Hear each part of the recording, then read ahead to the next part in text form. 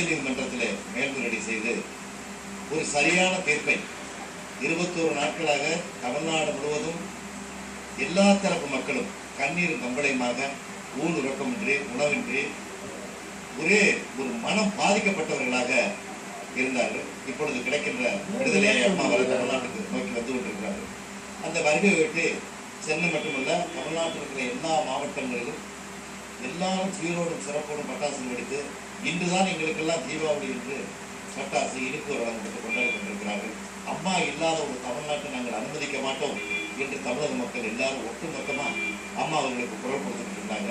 21 நாட்களாக கண்ணீர் கமலமாக இருந்த நேரத்தில் இன்று கூட 21 நாட்களாக வெப்பமாக ஒரே புழுக்கமாக இருந்த தமிழகம் நேற்றிலிருந்து அம்மாவுடைய விடுதலை செய்தி அறிந்த பின்னர் வானம் முழுவதும் மழை பெய்து வானமே பொத்துக்கிட்டு ஊற்றி இன்னைக்கு தமிழ்நாடு முழுவதும் மிக செழிப்பாகவும் குளிர்ச்சியாகவும் அம்மா வருகையை நோக்கி ஆங்காங்கே பட்டாசு எல்லாரும் பார்க்க ஒரே சந்தோஷமா இருக்காங்க.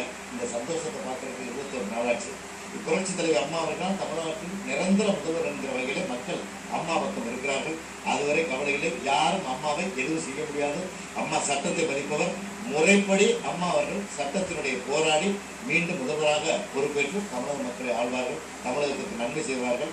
அம்மாவுக்காக நாங்கள் காத்துக் கொண்டிருக்கிறோம்.